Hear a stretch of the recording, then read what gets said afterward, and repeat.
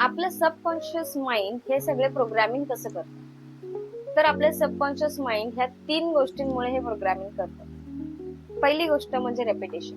तुम्ही सतत स्वतःशी जे बोलता ना, तुमचं सबकॉन्शियस माइंड ते समजतं की हे खरंच आहे.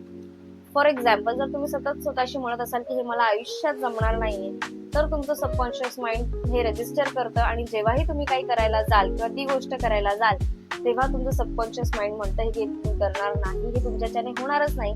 आणि खरंच तुमच्यात जरी ती कॅपॅसिटी असेल, केपेबिलिटी असेल ती गोष्ट करायची, तरीही तुम्ही ती पूर्ण करू शकणार नाही, कारण तुमच्या सबकॉन्शियस माइंडनेच तुम्हाला सांगितलंय की ती तुम्ही करणारच नाही. नंबर 2, दुसरी गोष्ट म्हणजे तुमचे इमोशन्स. तुम्ही कसे फील करता, हे सगळे गोष्टी तुमचे सबकॉन्शियस माइंड रजिस्टर करतात. फॉर एक्झाम्पल, तुम्हाला खूप एम्बॅरेसमेंट झाली असेल का, कुठे तुमची नाचक्की झाली असेल का, किंवा आपण कुठे सक्सेसफुल झालो असेल का, ह्या सगळ्या टोकाच्या इमोशन्स जे आहेत, हे आपले सबकॉन्शियस माइंड जे आहे हे प्रोसेस करतं आणि हे सगळं रजिस्टर केलेलं असतं. नंबर 3 जे आहे ते आहे तुमचे चाइल्डहुड बिलीव्स आणि एक्सपिरियन्सेस.